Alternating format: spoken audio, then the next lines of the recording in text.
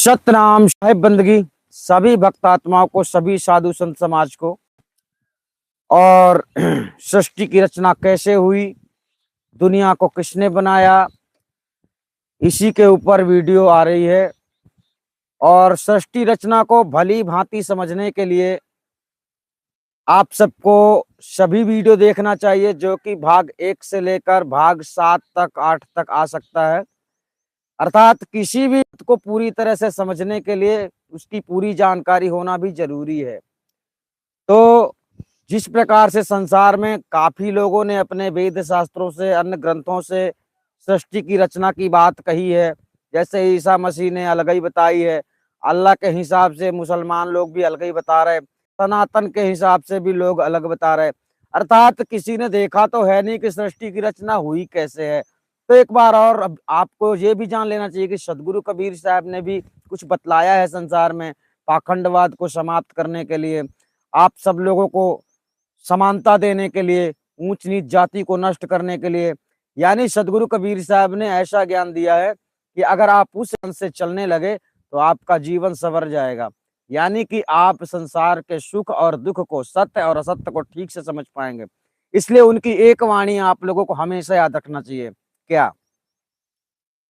नीर छीरी का करे निबेरा, कहे कबीर सोई जन मेरा।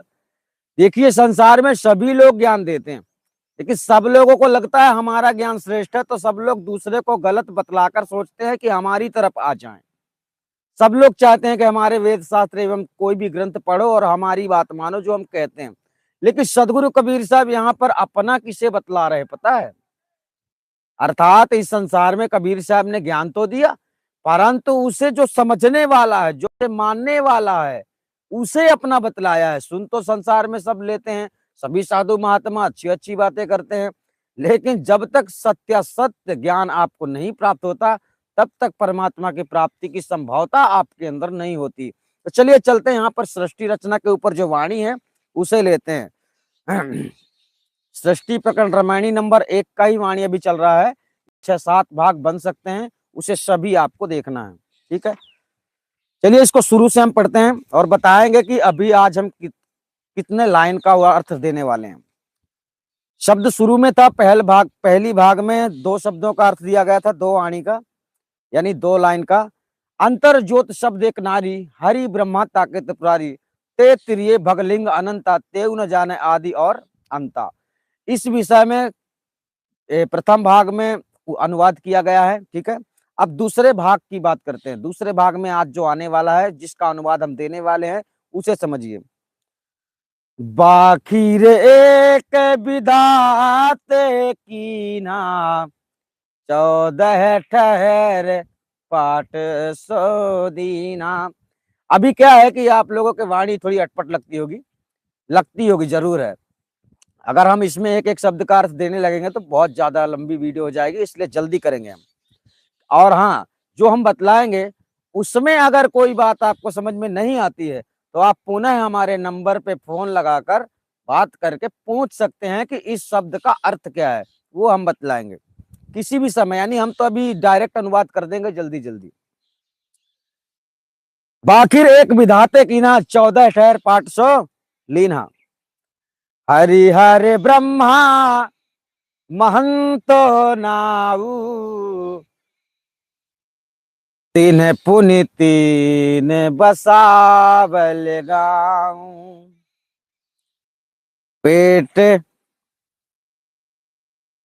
हाँ, तीन पुनि रचल खंड ब्रह्मांडा, छव दर्शन छानबे पकांडा। अब यहां पर आपको यह समझना है, तीन पुनि रचल खंड ब्रह्मांडा, 6 दर्शन 96 पाखंडा। पाखंड का मतलब होता है झूठ, जो था नहीं उसे बनाया गया। मतलब जो असत्य है वही झूठ है, वही पाखंड है। ठीक है, अब यहाँ पर आपको अनुवाद में लेकर चलते हैं। पहले तो आप अनुवाद समझ लीजिए साहब के द्वारा। क्योंकि संसार के लोग भी ज्ञान देते हैं, सदगुरु कबीर साहब ने भी दिया है, लेकिन सदगुरु कबीर साहब के हिसाब से किसी की बात मैच नहीं कर रही। और सदगुरु कबीर साहब की बात मैच इसलिए कर रही है क्योंकि उन्होंने कुछ अलग तरीके से समझाया है ना। चलिए जानते हैं अनुवाद को।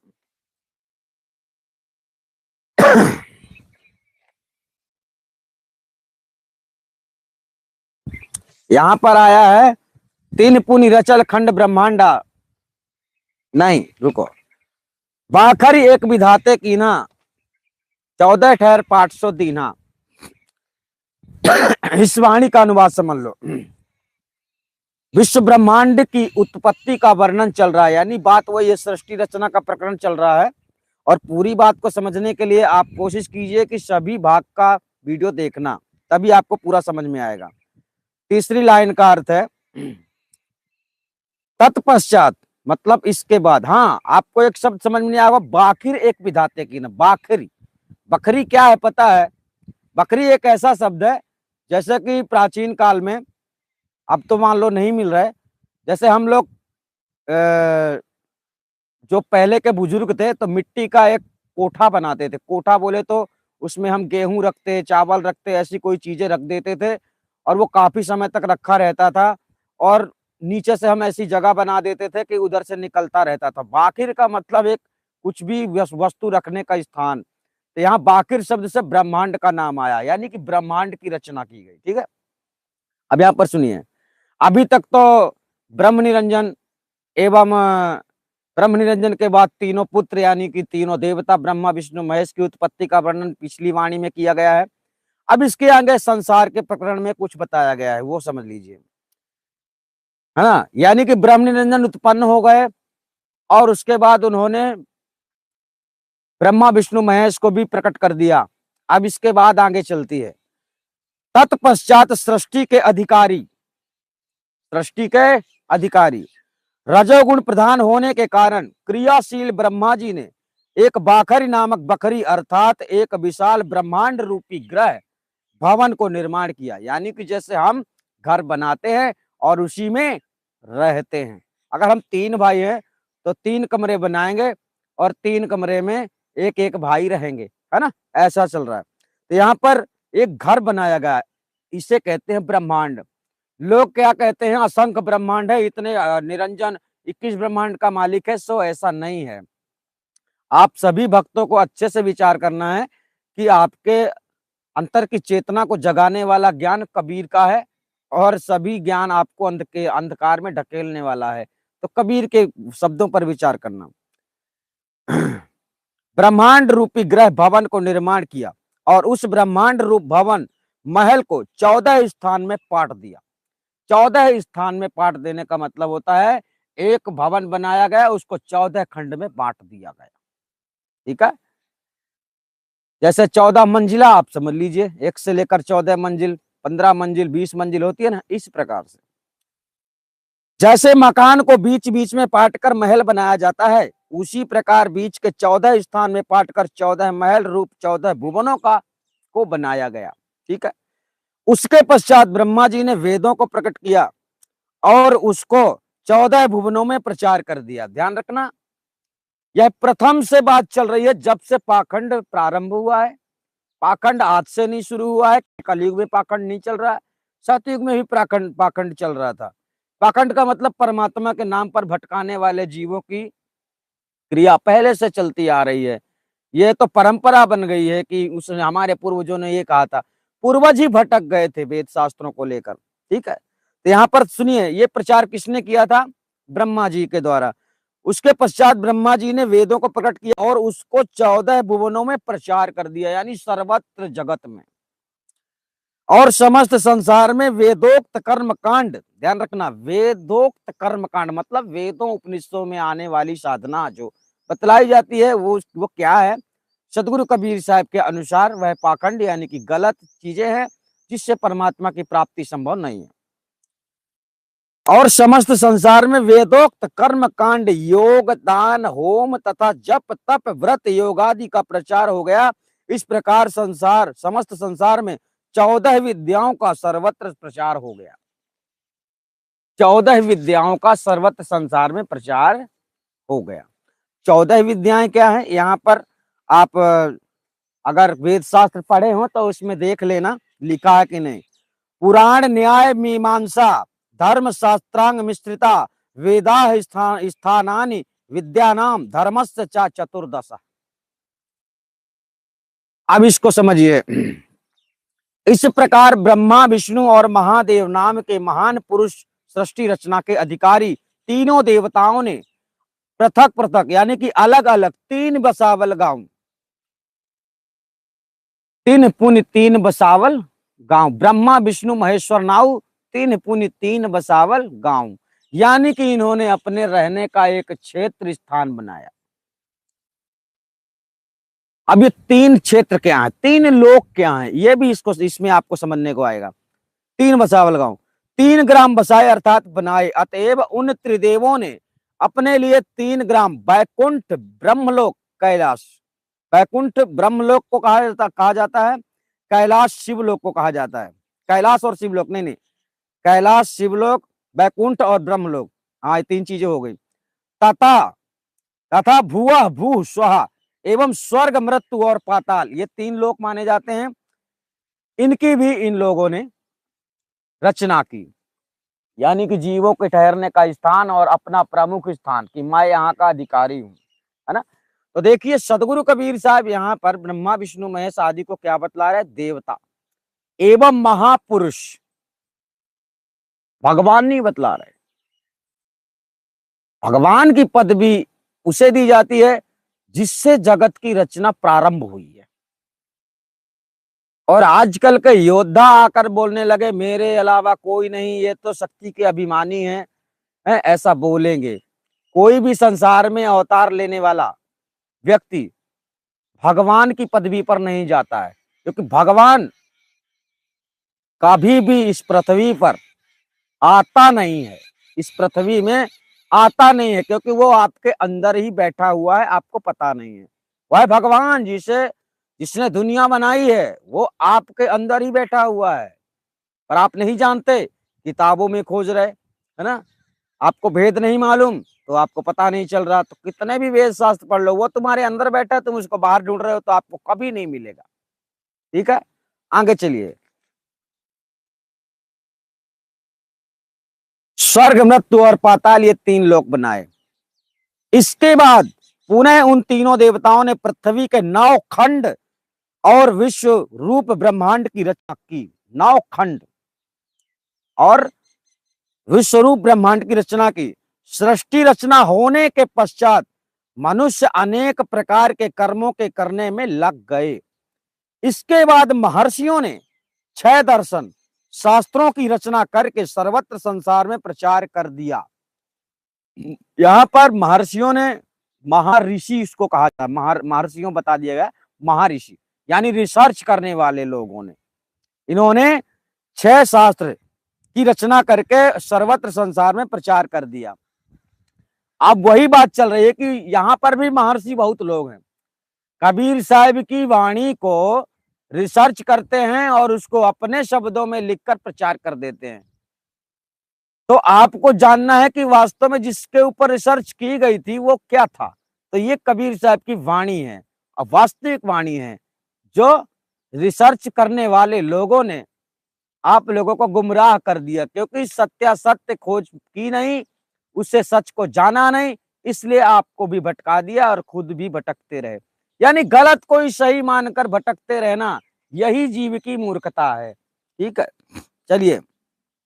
उन 6 दर्शनों के नाम ये हैं मीमांसा, वैशेषिक, न्याय, योग, सांख्य और वेदांत, ये 6 शास्त्र हैं। पूर्वोक्त यह दार्शनिक आस्तिक दर्शन कहे जाते हैं, यह 6 दर्शन आस्तिक दर्शन कहे जाते हैं।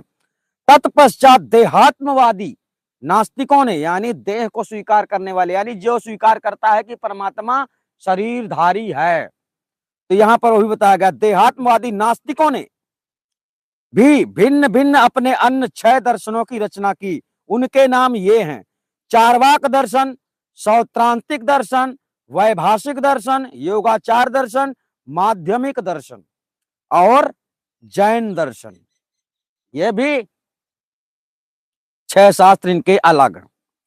ये 6 दर्शन नास्तिक दर्शन कहे जाते हैं।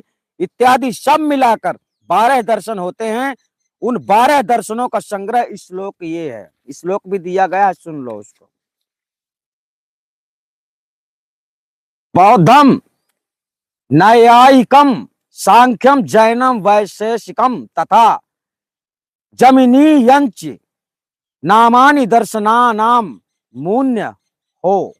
जो लोग संस्कृत पढ़ते हैं वो लोग समझ लेंगे क्या है इसका मतलब क्या है। अर्थात बौद्ध, न्याय, सांख्य, जैन, वैशेषिक तथा जैमिनीय 6 दर्शन हैं। इनमें सौत्रांत्रिक वैभाषिक योगाचार के माध्यमिक भेद से बौद्ध दर्शन के 4 भेद हैं तथा निरीश्वर और शेश्वर भेद से सांख्य के 2 भेद हैं। पूर्वोक्त भेद से मीमांसा के भी 2 भेद हैं। वैशेषिक का न्याय में अंतर्भाव कर उसके स्थान में चार्वाक लेने से 12 दर्शन हो जाते हैं तथा भेषधारी 6 दर्शन और उनके 96 पाखंड ये हैं। 6 दर्शन 96 पाखंडा की चर्चा आई है तो यहीं तक बात रुकेगी, अभी थोड़ा बाकी है, उसे भी समझ लो। इसमें एक शब्द बताया गया है, जोगी, जंगम, सेवड़ा, सन्यासी, दरवेश। 6वां कहिए ब्राह्मण, 6 घर 6 उपदेश, 10 सन्यासी, 12 जोगी, 14 शेष मखान, ब्राह्मण 18, जंगम 18, 24 सेवड़ा जान। यहां पर पाखंडवाद का प्रचार करने की बात आ गई। यहां पर पाखंडवाद जैसे फैला, इंसान तो एक ही था, कोई हिंदू बन गया, कोई मुसलमान बन गया, कोई सिख बन गया, कोई ईसाई बन गया, कोई बौद्ध बन गया, कोई कुछ बन गया, लेकिन प्रथम में कोई एक था। जब वो कोई एक ही था, अर्थात वो भगवान, वो ईश्वर, वो परमात्मा, वो अल्लाह, किसी को भी समझ लो, जब वो एक ही था तो उसी से सब उत्पन्न हुए। तो हम अलग अलग कैसे हो गए? क्योंकि हमको अलग अलग शिक्षा मिली। आप सब लोगों को भ्रमित कर दिया गया। तो यहाँ पर वही बताया गया है, 6 दर्शन 96 पाखंडा, यानी कि खंडवाद का प्रारंभ यहाँ से प्रारंभ हो गया। कब से? सतयुग से। ये पाखंड आज से नहीं चल रहा, सतयुग से चल रहा पाखंड। यानी भक्ति के नाम पर केवल लोगों को भटकाया जाता है, वह भगवान है, वो भगवान है, ऐसा बताया जाता है। यानी लोग समझते हैं कि जो सबसे शक्तिशाली है, योद्धा है, वही भगवान। सर्वशक्तिशाली जो है उसने अपनी शक्ति का कभी भी दुरुपयोग नहीं किया, यानी कभी भी उसने आपको शक्ति दिखाया ही नहीं, परमात्मा की बात करो तो। और हाँ, परमात्मा चाहे तो इस काल के जाल में जो आप फंसे हैं ना, उस काल के जाल समेत, काल समेत नष्ट हो जाएगा 1 सेकंड के अंदर। आपको यकीन नहीं होगा। जिस प्रकार से धूप सूर्य के निकलते ही अंधकार पूरी तरह से मिट जाता है ना, उसी तरह अगर परमात्मा विचार भी कर ले मन में कि सृष्टि का अंत हो, तो 1 सेकंड में धूप की तरह छाया एकदम से हट जाएगी, धूप निकल आएगा, ऐसा मतलब समझिए। जिस प्रकार से आपको ज्ञान प्राप्त होते ही अज्ञानता का विनाश हो जाता है, इसी प्रकार सूर्य के प्रकाश होते ही अंधकार मिट जाता है। तो आपको समझना है कि सदगुरु कबीर साहब क्या कहना चाहते हैं। चलिए इसके बारे में जानते हैं। अतः इन भेषधारी 6 दर्शनों ने भी अपने अपने नाम से भिन्न भिन्न मत संसार में प्रचार कर दिए। इसके पश्चात 96 प्रकार के पाखंड मतों की रचना की और उसका भी प्रचार कर दिया। हम जो आप लोगों को बतलाएंगे, आप वही सुनेंगे, वही समझेंगे, वही मानेंगे। अब बात यह है कि आप हमारी मानेंगे तो मान लेंगे। अब अच्छी बात तो ये होगी कि अगर हम सही बताते हैं आपको, तो आपको सही जानकारी मिलेगी। मानने वाले तो आप हैं, पर हम सही बताने वाले नहीं है तो गड़बड़ हो जाएगा। यही चल रहा है संसार में। मानते आप किसी को हो और जिसको आप मानते हो वो गलत पे गलत, गलत पे गलत जानकारी देते जा रहा है। उसने खुद रिसर्च नहीं किया और आपको बताने का प्रयास कर रहा है। ठीक है, चलिए 96 पाखंड के बारे में समझ लो थोड़ा। यहां से गिरिपुरी, भारती, आनंद आश्रम, सरस्वती वन, पर्वत, आरण्य और सागर, ये 10 प्रकार के सन्यासी हैं। अवघड़ योगी तथा अलखिया आदि 12 प्रकार के गोरखपंथी योगी हैं तथा दरवेश नाम से प्रसिद्ध मुसलमान, शिया, सुन्नी, फकीर, कंजरा, ईसाई तथा पारसी और 14 प्रकार के शेख एवं पंचगौंड तथा पंच द्राविण आदि 18 प्रकार के ब्राह्मण एवं शिव उपासक, लिंगायत, कालिकादि 18 प्रकार के जंगम और अरहन महावीर आदि 24 तीर्थकार जैनी सेवड़ा, इस प्रकार के पाखंडियों के 96 भेद हुए। 96 भेद। भेद का मतलब यहां समझना, परमात्मा को पाने का एक नया इन लोगों ने संदेश दिया कि ऐसे परमात्मा मिलेगा। अब वही बात है, मुसलमानों का अलग ही ड्रामा है, हिंदुओं का अलग ही ड्रामा है, सिखों का अलग ही ड्रामा है। मतलब कहने का सर्वत्र संसार में परमात्मा एक है, यह सबको विचार करना चाहिए और उसके मिलने का रास्ता भी एक ही हो सकता है, दो नहीं हो सकता। ये तो आप लोगों को भटकाया जाता है कि किधर से भी जाओ उधर ही पहुंचोगे, केवल आपको आपके मन की शांति के लिए बोल दिया जाता है कि इधर से भी जाओ उधर ही पहुंचोगे। ऐसा हो सकता है कोई भी काम करो पैसा पालोगे, अपने मन का काम करोगे तुमको पैसा मिलेगा? जिसका काम करोगे वो पैसा देगा, उसके मन का काम करोगे तब वो पैसा देगा। तो ठीक इसी प्रकार से इस संसार में कर्म के अनुसार परिणाम है, जैसा काम करोगे वैसा ही आपको फल मिलेगा। ठीक है, चलिए। इस प्रकार पाखंडियों के 96 भेद हुए। इस प्रकार संसार में अनेक मत संप्रदायों का प्रचार होने से समस्त मानव प्राणी परस्पर यानी आपस में कलह तथा विदेशाग्नि में जलने लगे। यानी हिंदू मुसलमान से जल रहा है, यानी एक दूसरे से जलन होने लगे, तो हो ही रहा है, अभी भी चल रहा है, तो देखने को मिल रहा है डायरेक्ट। क्योंकि हम आपको दूसरा, आपको छोटा, आप हमको छोटा और फलाना दूसरे को छोटा, एक दूसरे को छोटा नीचा गिराने दिखाने के लिए हम लोग संसार में क्या करने लगे? लड़ाई झगड़ा। ठीक है, एक दूसरे से जलने लगे। अतः वह समय मुसलमानों का था और समस्त भारत देश की राज्य सत्ता उनके हाथ में थी। जब सदगुरु कबीर साहब इस संसार में थे उस समय की बातें चल रही हैं।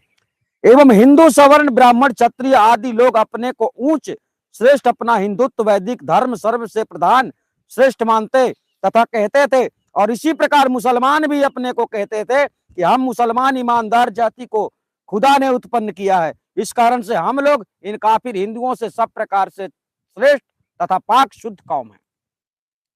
अब यह वैसा ही चल रहा है, हिंदू लोग अपने को शुद्ध मानते हैं पूजा पाठ करके, और मुसलमान लोग अपने को शुद्ध मानते हैं, श्रेष्ठ मानते हैं। तो मतलब क्या हुआ? मतभेद हुआ। हमारे वेद शास्त्रों में बताने वाली शिक्षा के अनुसार हमें अलग कर दिया गया। हम सब मानो एक ही थे, लेकिन हम सबको अलग अलग कर दिया गया, गुमराह कर दिया गया। अब वही बात है, अब जो इस्लाम में जन्म लेगा तो वो तो मुसलमान ही कहलाएगा, क्योंकि भाई उसके माता पिता ही बताने लगेंगे। कि बात वही है कि आदमी को शिक्षा मिलती कहाँ से है? किसी के बताने से मिलती है। तो अगर आपके अंदर सत्य विचार है, अगर आपके अंदर इंसानियत है, तो आप अच्छे से सोच समझ कर विचार करके ही कोई काम करेंगे कि मेरी जिम्मेदारी क्या है। ठीक है, चलिए आगे चलते हैं। और हमारा कुरान मत इस्लाम धर्म हिंदुओं के वैदिक धर्म से ऊंचा है तथा श्रेष्ठ है। एवं हिंदू सवर्णों में ब्राह्मणों को वेद तथा यज्ञोपवीत जनेऊ का अहंकार था कि जिसका यज्ञोपवीत संस्कार नहीं हुआ तथा नहीं होता है वह शूद्र तथा मलेच्छ जाति है। और इसी प्रकार मुसलमान को भी कुरान शरीफ तथा सुन्नति का अहंकार था कि जो कुरान शरीफ नहीं मानता है तथा सुन्नति नहीं कराता है वह काफिर जाति है। मतलब हमारे कहने का यह है कि प्राचीन सदगुरु कबीर साहब ने जो संसार के लोगों के बारे में बतलाया है, उन्होंने अपनी आंखों से देखा, इसीलिए बतलाया। इसीलिए उन्होंने कहा, मैं कहता आखन की देखी, तू कहता कागज की लेखी, तेरा मेरा मनवा कैसे एक होई रे। कबीर साहब की बातों में विश्वास है। उन्होंने सर्वत्र सतयुग से लेकर कलयुग तक की बातें उन्होंने स्थापित कर दी, यानी कि जो जो हुआ है बहुत कुछ। अब ये नहीं है कि एक तरफ से कुछ विशेष बातें, विशेष घटनाएं जो हुई हैं उनके बारे में सब कुछ बतलाया गया है, यानी सतयुग से लेकर। तो आपको अगर जानना है सही तो देखते रहिए। अतः हिंदू काफिर जाति है, इनको मारने तथा इनको जोर जुल्म से भ्रष्ट करके मुसलमान बनाने से खुदा प्रसन्न होता है। यह मुसलमानों की खुफिया है, इनकी खुफिया एजेंसी भी है। यानी कहने का तात्पर्य इनके जो मदरसे होते हैं इनमें यही पढ़ाया जाता है। और उस मुसलमान को खुदा जन्नत बहिष्ठ देता है। क्यों, कैसे बहिष्ठ देता है जन्नत? ये मतलब बता रहे हैं, ऐसा होता नहीं है। पाप करने से पाप का परिणाम दुष्प्रभाव ही होता है। अतः उस समय मंदिर ढहाए जाते थे यानी गिराए जाते थे जब मुसलमानों का शासन था, तथा रामकृष्ण शिव देवी देव आदि की मूर्तियां खंडित की जाती और हिंदू सवर्ण ब्राह्मण क्षत्रिय आदि की सुंदर बहु बेटियां छीनी जाती थी और उनका सतीत्व धर्म नष्ट किया जाता था एवं सवर्ण ब्राह्मण क्षत्रिय आदि तथा अन्य जातियों को जोर जुल्म जबरदस्ती से भ्रष्ट करके मुसलमान बनाया जाता था। यह उस समय की बात है जब सदगुरु कबीर साहब इस धरती में उपस्थित थे। और वेदोक्त कर्म धर्म यज्ञ होमादि करना भी उस समय हिंदू सवर्णों को दुष्कर कठिन हो गया था। इस प्रकार उस समय बादशाह तथा नवाब मुसलमानों द्वारा समस्त भारत देश में घोर अत्याचार छाया हुआ था। यानी आप लोगों को बस यही समझना है कि हम हिंदू नहीं, मुस्लिम नहीं, हम एक मनुष्य हैं और मनुष्य को जीने का जीवन मिलता है जीने के लिए और मानव कल्याण यानी आत्म कल्याण के लिए जीवन मिलता है। और इस संसार में आकर आप लोग आत्म कल्याण को छोड़कर लड़ाई झगड़ा में भिड़ जाते हैं, वो बड़ा मैं बड़ा फलाना ढिमका, जो भी आप इन चीजों में रह जाते हैं तो आपका जीवन व्यर्थ चला जाता है। तेरी मेरी में तेरी मेरी करता रह गया, निकल गए जब प्राण, है ना। तथा नित्य प्रति हिंदू मुसलमान झगड़ा हुआ करते थे, वो तो आज भी हो रहे, जिसमें हजारों लाखों हिंदू मारे जाते थे और धर्मांतर किए जाते थे। धर्मांतर भी आज चल रहा है, आज भी चल रहा है और झगड़ा तो हो ही रहा है। हिंदू सवर्ण ब्राह्मण क्षत्रियों में फूट थी। क्यों फूट थी? ऊंच नीच, तू नीची जाति का है, मैं बड़ा जाति का हूँ, तो फूट हो गई, है ना। और मुसलमान सब एक जैसे ही रहते हैं, उनमें कोई ज्यादा छोटा बड़ा ऊंच नीच का नहीं रहता वो। इस कारण ये लोग उनके साथ सामना करने में शक्तिहीन थे। अब वही बात है, किसी ने कहा है, चलो हटाओ उनकी बात नहीं बताते हम।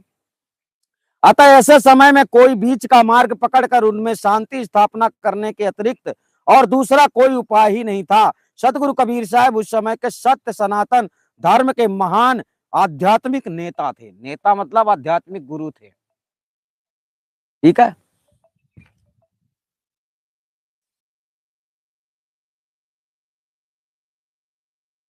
अतः हिंदू और मुसलमानों में शांति स्थापित करना उनका कर्तव्य था। इसलिए उन्होंने अपना सत्योपदेश देना प्रारंभ किया कि ऐ हिंदुओं तथा मुसलमानों सुधर जाओ।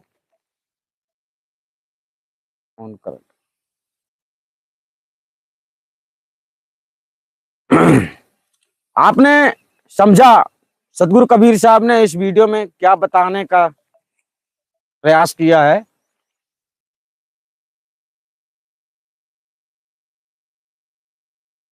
आप लोग समझ गए होंगे और जो बातें आपको समझ में ना आई हो तो आप उस बात को फोन लगाकर हमसे पूछ सकते हैं, उस बात को हम अच्छे से आपको समझा देंगे, ठीक है।